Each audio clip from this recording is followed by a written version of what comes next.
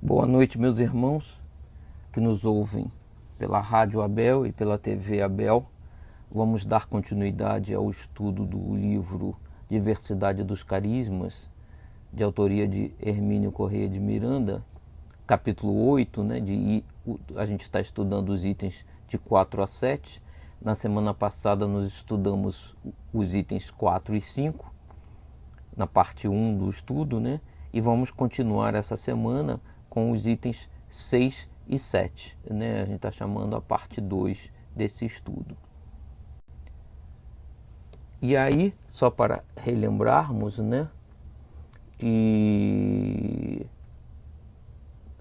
nesses itens, Hermínio de Miranda estuda a clarividência, mas está avaliando a visão de pesquisadores não espíritas, né, sobre a clarividência e os diversos aspectos incluídos, né, no fenômeno de clarividência, que ele inclusive nos diz que o nome clarividência, que parece que está ligado à visão, né, de espíritos e coisa assim, não é adequada essa nomenclatura, porque envolve muito mais aspectos, né, do que apenas a visão de espíritos, né? Então ele aqui tenta juntar, né, com a visão espírita a visão dos não espíritas, para que possamos ter, né, essa visão mais completa do que realmente engloba a clarividência. E aí, dando continuidade então no item 6, que ele denomina espaço e tempo, ele diz aqui: não há dúvida, porém, de que a grande maioria dos fenômenos de clarividência, especialmente os de chamada itinerante, né, o que o espírito se desloca, né, viaja, traveling dos ingleses, resulta de desdobramento do perispírito do sensitivo. Então, nesse caso, o que ele está dizendo exatamente, o espírito se desdobra, deixa o corpo e viaja em espírito, né? O corpo fica em outro local. O que pode facilmente confundir-se com mediunidade. Ele reforça que, em alguns casos, é apenas um efeito anímico, né? Como ele já relatou em alguns casos, algumas experiências de Regina. Ao tempo em que realizei pesquisas com a memória, e ele normalmente, né, se refere ao livro A Memória e o Tempo, pude observar que praticamente todas as pessoas que exerciam qualquer forma de mediunidade regular ou esporadicamente ofereciam condições satisfatórias para o desdobramento por meio de passes magnéticos, o que é também válido para a hipnose.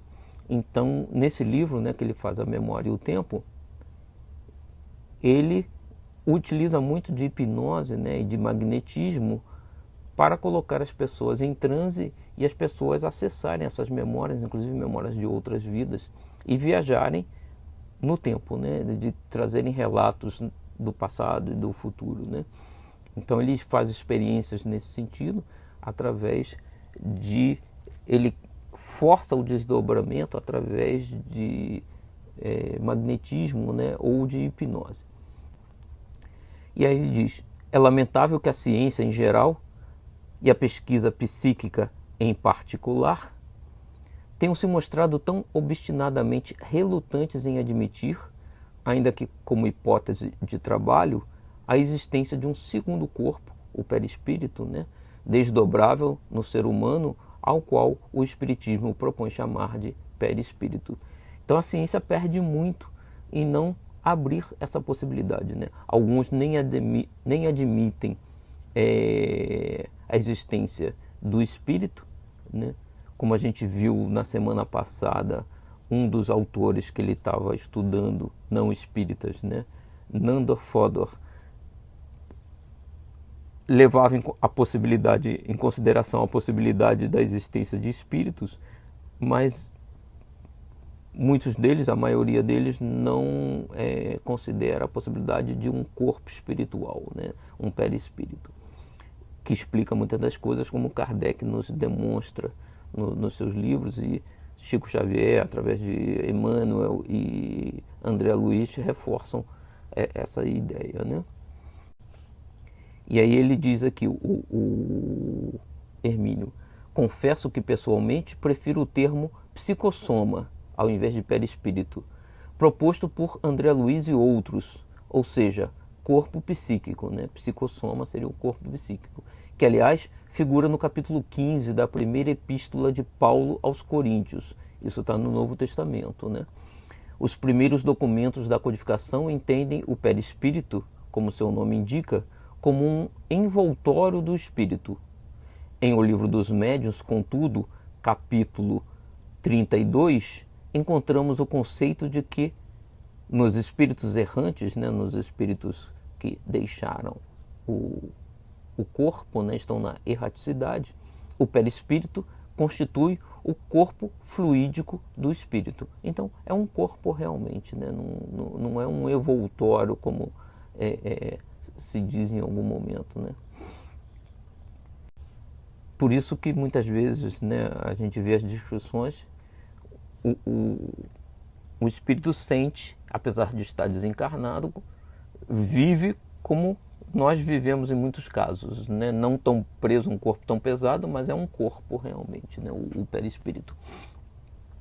E aí o Hermínio nos diz: uma vez aceita a realidade desse segundo corpo, fica fácil compreender certos aspectos que, sem essa noção, permanecem obscuros e até misteriosos, quando, ao contrário, resultam de simples operações naturais regidas por leis óbvias por si mesmas. Ou seja, a gente estava vendo na semana passada, quando a gente interrompeu o estudo, dos casos que ele chama de clarividência itinerante, em que o espírito desdobrado, né, deixa o corpo físico, mas com seu corpo espiritual, né, com seu psicossoma, viaja a certos locais e consegue perceber, né, e ter sensações, porque ele tem um corpo ainda, só que ele percebe pelo corpo espiritual, não através do corpo físico, daí clarividência, né? E então o Hermínio continua aqui: seja como for, o fenômeno da clarividência, ou o conjunto de fenômenos conhecidos sob esse nome, ele reforça sempre isso, né? Clarividência é um grupo de fenômenos associados, tem sido intensamente observado, né? Tanto dentro do espiritismo como fora, né? Por isso existem diversos autores não espíritas que abordam esse aspecto da clarividência. E ele cita um outro aqui: Adolf Didier foi estudado a sério pelo Dr. Edwin Lee, que dá conta de suas observações em um livro intitulado Animal Magnetism, magnetismo animal, né? Segundo informação de Fodor. Outra sensitiva muito estudada e comentada foi Adèle Maginot, da qual se ocupou um paciente pesquisador francês por nome Alphonse Cayenne. Nunca me perdoei, ele, Hermínio, né, por ter deixado escapar a oportunidade de adquirir um exemplar de sua obra, né, do Alphonse, em vários volumes, num sebo carioca. E Hermínio aparentemente tinha uma capacidade muito boa de ler em inglês, francês e outras línguas, né? Então ele era um estudioso com uma capacidade muito boa, né? Médium e espírita, tinha diversos conhecimentos e conseguia estudar, e realmente para ele deve ter sido, essas obras são difíceis de achar, né, em algumas dessas. E ele continua aqui: Adèle desdobrava-se e deslocava-se com a maior facilidade e a grandes distâncias geográficas. Eram tão realistas essas viagens que ela temia por feras que porventura pudesse encontrar em suas visitas a regiões infestadas delas. Eu imagino aqui, pela descrição, né, que ela se sentia à vontade com o seu corpo espiritual, né, e aí tinha medo de que alguma aqueles animais atacassem ela, né? até porque alguns animais têm capacidade de perceber os espíritos e isso devia levar, ela devia perceber que os animais a reconheceram e tinha medo, né? Então, o corpo perispiritual parece, né, para o espírito como um corpo normal, né? Ele continua: certa vez trouxe para o corpo físico queimaduras solares que sofreu numa de suas excursões em espírito, ou melhor, em perispírito, por uma região tropical de intensa insolação. Todo um lado da face até os ombros ficou literalmente queimado no corpo físico de um vermelho azulado, que somente começou a desaparecer 24 horas depois. O calor era tão intenso no local, diz Caiané, que não se podia colocar a mão sobre ela, ou seja, o próprio corpo dela estava quente, né? Ela transmitiu a sensação de calor para o corpo. Normalmente é o contrário, né? O corpo transmite para o espírito, nesse caso foi ao contrário. Certo doutor F, não identificado no texto, magnetizou uma jovem de nome Jane e mandou-a ver o que estava ocorrendo com Eglinton. Eglinton é uma pessoa, né, que o magnetizador conhecia possivelmente. Previamente avisado, esse Eglinton, e entre 8 e 10 horas da noite de determinado dia, a moça foi e descreveu o que estava vendo. Veja um homem muito gordo, com uma perna de pau e que não tem miolos, não tem cérebro, né? Chama-se Eglinton. Está sentado diante de uma mesa sobre a qual há alguma bebida alcoólica, mas não está bebendo. Então a pessoa estava parada lá, né? Sem cérebro. E ele continua aqui: à primeira vista estava falando de coisas sem pé nem cabeça. Só fez sentido depois que Eglinton explicou. Ele havia feito um gordo e desengonçado boneco vestido com suas próprias roupas. Então o que ela viu foi o boneco e descreveu, só que ela não sabia, né? Então ela fez aquela descrição estranha, né? Em experiências de Pierre Janet com Leone, aqui já é outra descrição, né? A sensitiva desdobrada informa a Charles Richer que o seu laboratório de pesquisa estava pegando fogo. Estava mesmo, claro, pois ela foi lá e viu. Imagina saber, né, mediunicamente, que o seu laboratório está pegando fogo, você é distante. Curioso, né? A experiência. E ele continua aqui com outro depoimento. Robert James Lee, em desdobramento, e aí vamos ver, Robert James Lee era um espiritualista, médium, pregador, escritor e curador britânico do final da era vitoriana e início do século XX, conhecido hoje por alegações de que conhecia a identidade de Jack, o estripador responsável pelos assassinos de Whitechapel. Então, além de ser um pregador e escritor, ele era espiritualista e médium, né? E aí o Hermínio de Miranda cita aqui, né? O James Lee, em desdobramento, excursionava pelo futuro e via por antecipação, como experiências que vimos com Regina, os crimes que Jack o Estripador iria cometer no dia seguinte, com a exata descrição do local. Não são raros os que podem ir ao passado, como também já vimos, e lembra Fodor. Esse autor, contudo, prefere considerar tais fenômenos como de psicometria. Ele não explica por que assim entende, ou seja, ele não entende como clarividência, nem entende como psicometria, que é a capacidade de ler, né, dados de pessoas ou de objetos, né, dados magnéticos espirituais. Mas suponho que seja por consulta a objetos ou talvez contato com os muitos citados registros acásticos que nos falava Cayce nas suas leituras. Edgar Cayce, nós já vimos, o Mauro já demonstrou, e alguns outros, acho o Dionísio também, em outras partes do livro, que Edgar Cayce era um clarividente, né, que desenvolveu essa capacidade, e ele quase que diariamente, na hora do almoço, ele se deitava, a sua secretária ou a sua esposa ficavam ali ao lado anotando tudo. Ele tem todos os registros, né, que eles chamam de leituras, os americanos. E ele respondia perguntas, tinha gente que perguntava coisas sobre o passado. Ele falou sobre o Egito, falou sobre a transição planetária e possíveis coisas que vão acontecer na transição planetária no planeta.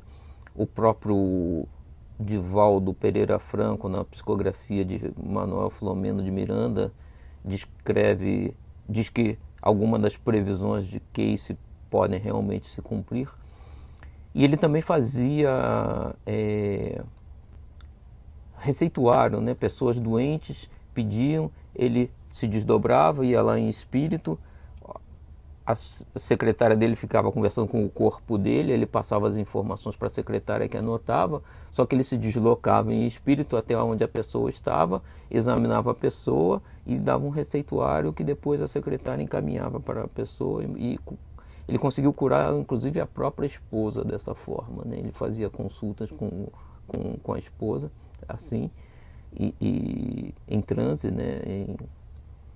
E como Kardec descreve nos livros, como sonâmbulo, né? Porque ele parecia que estava dormindo, mas na verdade, e ele conversava nesse estado de transe com as pessoas. E esses casos ficam todos registrados de Edgar Cayce, né? Então, e ele dizia que certas informações que ele trazia do passado sobre o Egito, sobre a Atlântida, inclusive, e tudo mais, que ele lia nos registros acásicos, né? Que esses registros acásicos é como se fosse um grande registro magnético, né? Como na internet do espaço, vamos dizer assim, né? Como a gente lê na internet, no mundo aqui atual, a gente consegue procurar e acessar informações. Essas informações estariam disponíveis no espaço. E ele continua: o professor Nando Fodor lembra que essa faculdade pode e deve ser utilizada em pesquisas históricas, um dos meus temas prediletos. Temas, eu entendo, do Hermínio de Miranda, né? Ou seja, fazer pesquisa histórica através da clarividência dos espíritos, né? Um dos casos citados por Fodor é da senhora Thompson, que narrou em carta pública, né, dada à Sociedade de Pesquisas, né, Físicas, SPR, em 24 de maio de 1900. Essa senhora, sozinha em casa, convocou mentalmente uma pessoa viva a comparecer diante dela naquele momento. Ninguém especial, mas uma pessoa qualquer. Diz ela que não perdeu a consciência por um momento, ou seja, que não adormeceu, sobre o que tenho minhas dúvidas. O certo é que, de repente, sentiu a presença de alguém e, ao abrir os olhos, viu, com grande surpresa, por clarividência naturalmente, diz ela, um amigo seu, o Sr. J.G. Pennington, que lhe contou que acabara de ter um forte desentendimento com alguém cujo nome indicou. A veracidade do evento foi atestada posteriormente. Então ela pediu que alguém aparecesse e esse senhor apareceu à sua frente, né?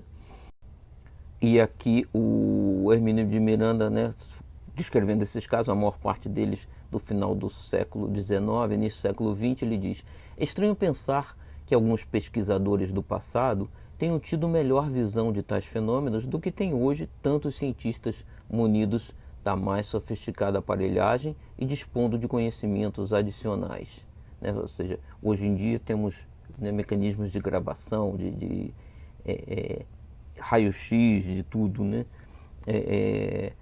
Podíamos examinar esses casos muito mais a fundo, né?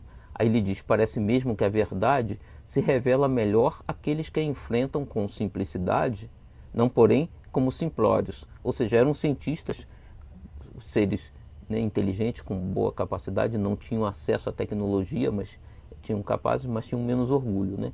Decididamente, ela, a verdade, não parece ter grande simpatia para com os orgulhosos e suficientes.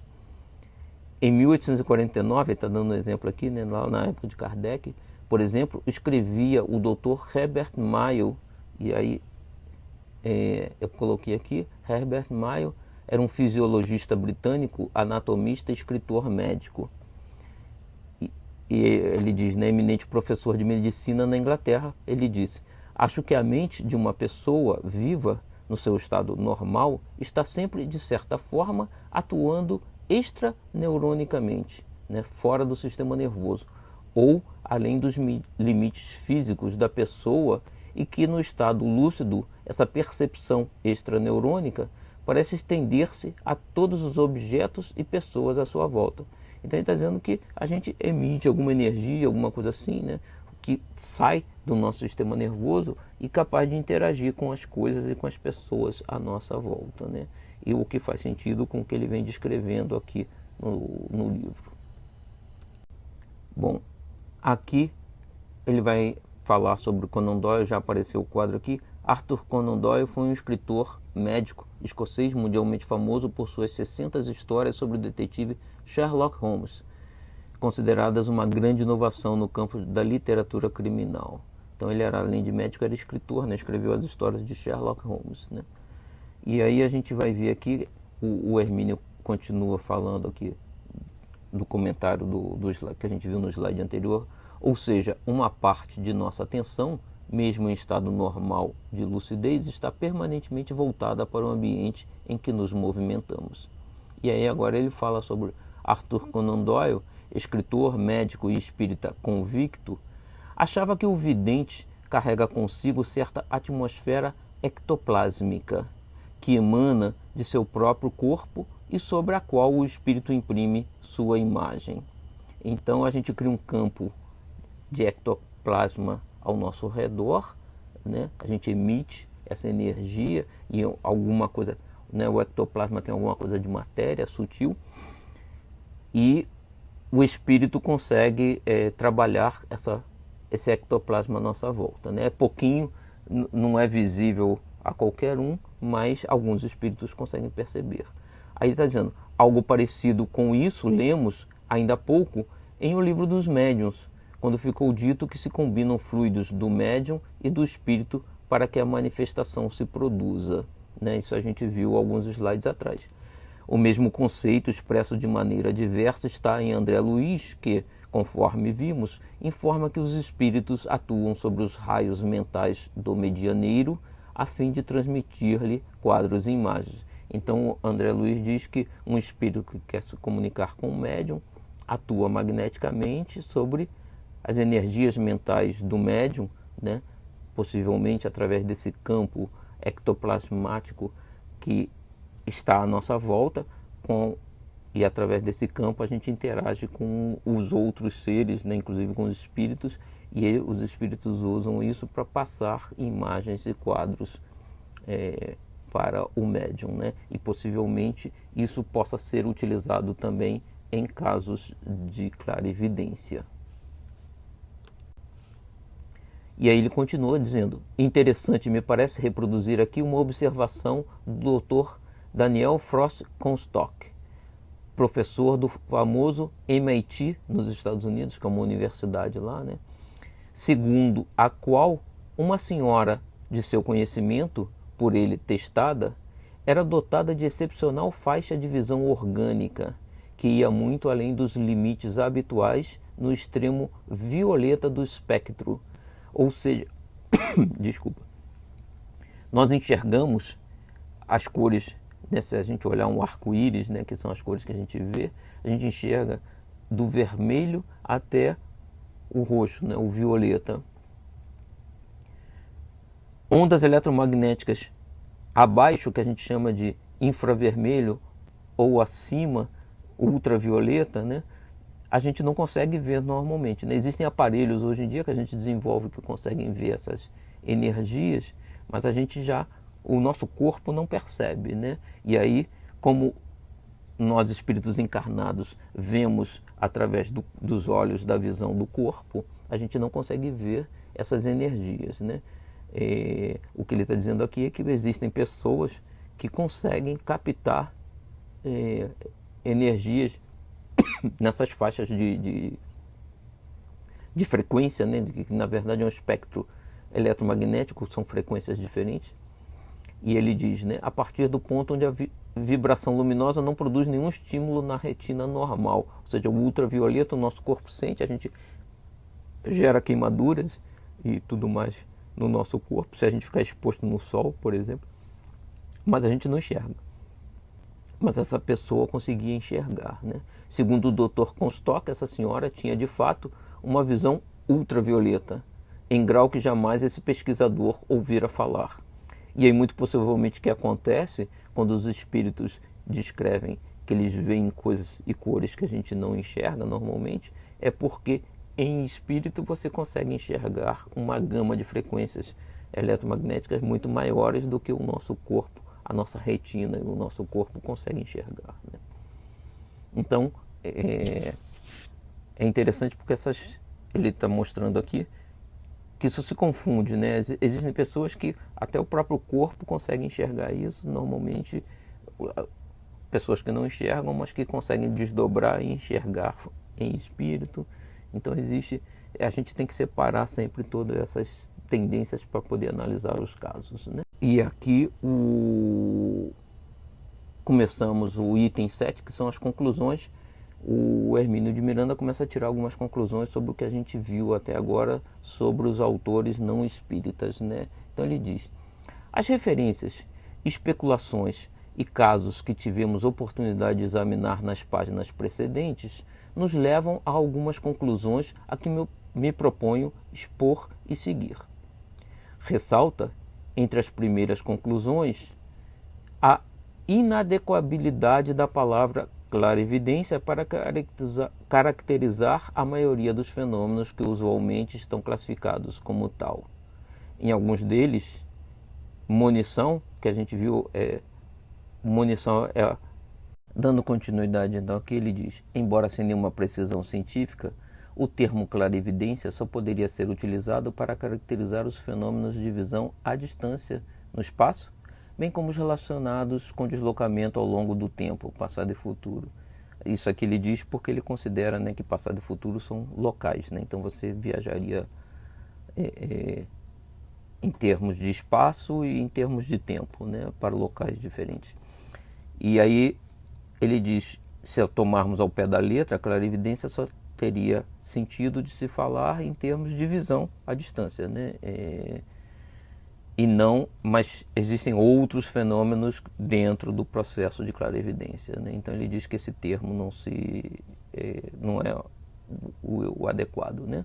E ele diz a segunda parte, no segundo ponto, é que o fenômeno de clarividência não ocorre em princípio por si mesmo, sendo antes uma espécie de subproduto de outro importante fenômeno anímico, que é o do desdobramento perispiritual.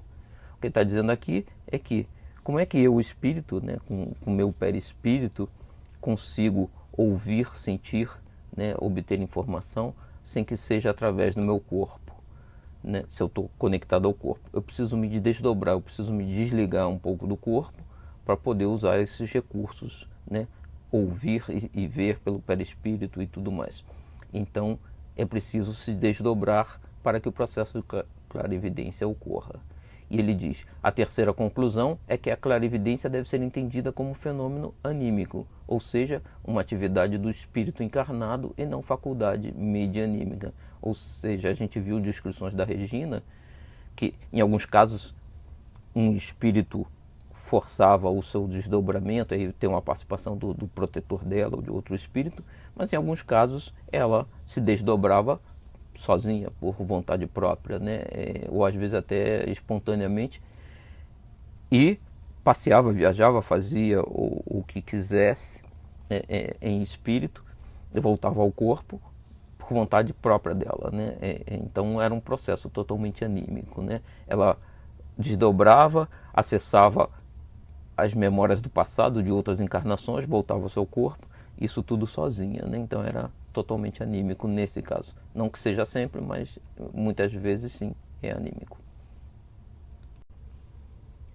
E aí ele continua.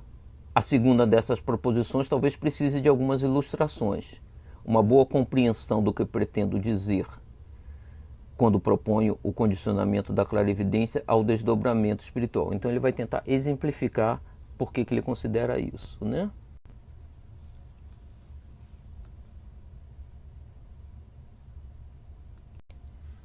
E ele continua aqui. Ou, em caso de encontrar-se à distância maior, o espírito do corpo, né, consegue telecomandar o cérebro físico a ponto de fazer passar por ele os pensamentos que elabora com a mente. É o que eu vinha dizendo, por exemplo, do caso de Edgar Cayce. Como temos visto repetidamente, o pensamento não é uma criação do cérebro, ele apenas circula por ali. A fonte geradora do pensamento é o espírito, o cérebro é apenas uma ferramenta, né? Em experiências memoráveis de Albert de Rochat, observamos que, num segundo desdobramento a partir do perispírito já desdobrado, o espírito pensante coloca-se em situação de contemplar o corpo físico em repouso, o perispírito transformado pela ideoplastia de regressão à condição e ao aspecto etéreo próprio em que a regressão estava, ou seja, o espírito deixou o corpo, está num processo possivelmente de hipnose, de regressão, e ele espírito, está numa situação de idade diferente da do corpo, talvez até em outra encarnação,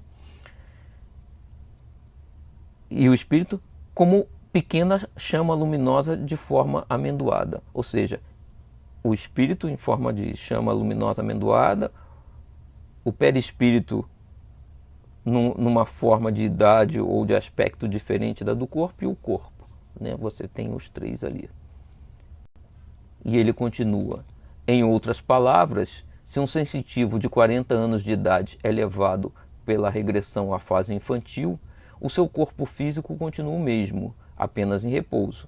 O perispírito assume a forma infantil, que é o que ele está relembrando, e o espírito pode desprender-se, deixando o perispírito como que de luz apagada, ou seja, mais obscuro. É possível observar-se, então, que o pensamento não é elaborado nem no corpo físico, nem no perispírito, que são corpos, né? E sim na pequena e luminosa chama espiritual, que seria, provavelmente, o corpo mental de que nos fala André Luiz. Ou seja, o pensamento, a inteligência, os sentimentos estão no espírito, não nos corpos, né? Nem no corpo perispiritual, nem no corpo físico, material, né? Esses aí são mecanismos que permitem que esses sentimentos e sensações trafeguem, né? Mas o objetivo final é sempre o espírito, né? A inteligência. A senhora Thompson não apenas viu o espírito desdobrado de Piddington, como conversou com ele. Tenho minhas dúvidas de que isto pudesse ser realizado sem um desdobramento do seu perispírito. Ou seja, poderia ter acontecido, existem médiuns que conseguem ver e conversar com um espírito, mas no caso dela parece que não, né? Ela estava desdobrada, ela estava conversando em espírito.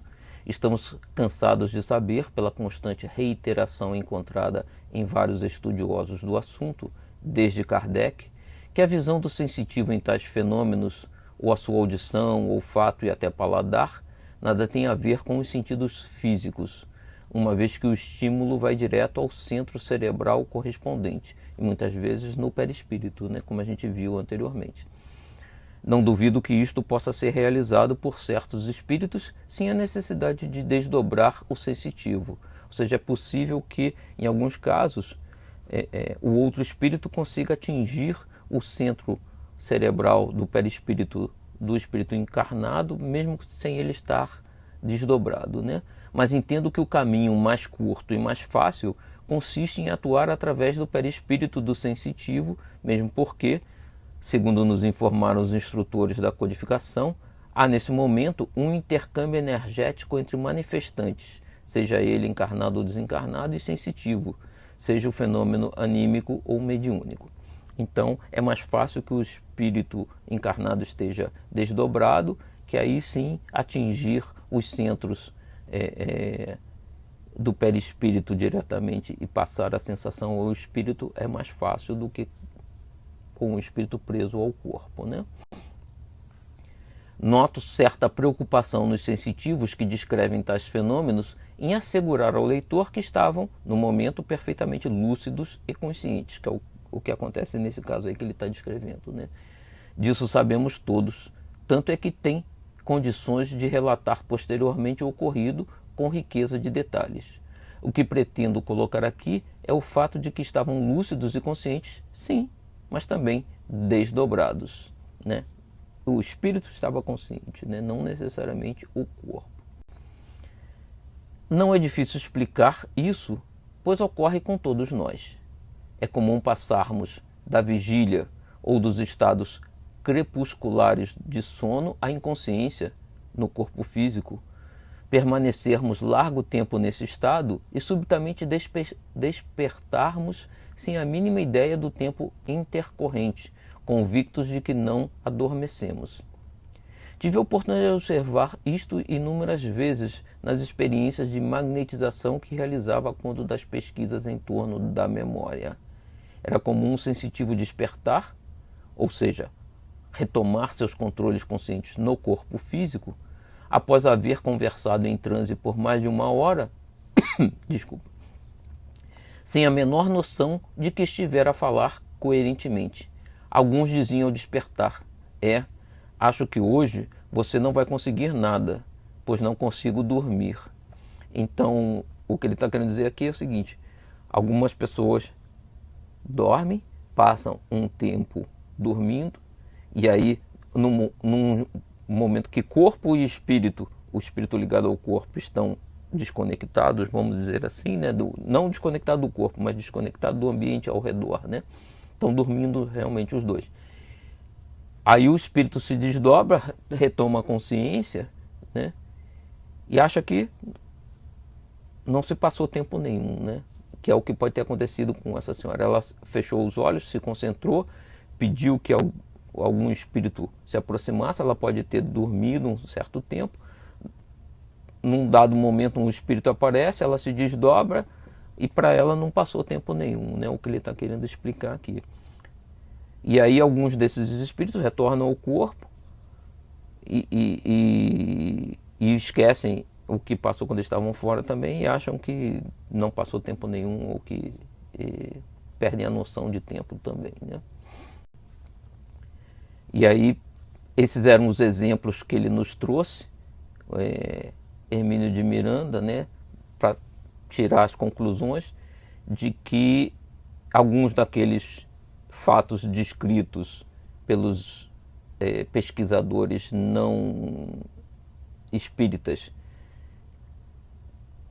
alguns realmente não eram casos de clarevidência, né? Alguns até poderiam ser fraude, como eles colocam, mas que ali dentro existiam casos que realmente seriam casos de clarevidência e que alguns não aceitam, mas que realmente eram, né? Então a conclusão é que clarividência é um termo que é usado genericamente, inclusive tanto no espiritismo, mas também na ciência. Não é adequado porque não são apenas casos de visão, mas outros casos, né, de obtenção de conhecimento de formas sem o uso dos equipamentos sensoriais do corpo, que não apenas a visão. Então, clarividência em si é um termo incorreto, mas é o que se usa hoje em dia. A gente tem que ter a consciência que, apesar do termo ser esse, engloba mais coisas, né? E que a clarividência pode ser totalmente anímica, né? O espírito se afasta do corpo em desdobramento, presencia e viaja a algum lugar, presencia e recebe informações, acessa os arquivos acásticos, né, com dados do passado, do futuro, sem a intervenção de outro espírito, por exemplo, né? Então pode ser uma experiência anímica ou pode envolver contato com outros espíritos em que você receba informações de outros espíritos. Aí seria um desdobramento com clarividência, com um efeito mediúnico, né? Com contato com outro espírito, que você pode estar recebendo informação de outro espírito. Inclusive o desdobramento também pode ser provocado por um outro espírito que tem um interesse, e aí passa a ser também um processo mediúnico, né? Então pode ser totalmente anímico, pode envolver mediunidade também, né? E ele mostra que os estudos científicos, apesar de não reconhecerem o perispírito e o espírito não conseguirem perceber certos casos. Dentro da descrição que eles utilizam, existem casos de clarividência que nós espíritas conseguimos reconhecer como efeitos de clarividência, como o espiritismo descreve também. Bom, encerramos aqui então o estudo do capítulo 8 até o item 7, finalizamos até o item 7. Próxima semana estudaremos ainda, tem mais alguns itens nesse capítulo, e a partir do 8, então, quem for cobrir, vai cobrir o capítulo 8, item 8 até algum outro item a mais aí adiante, né? Seguiremos com essa visão. Uma boa noite a todos.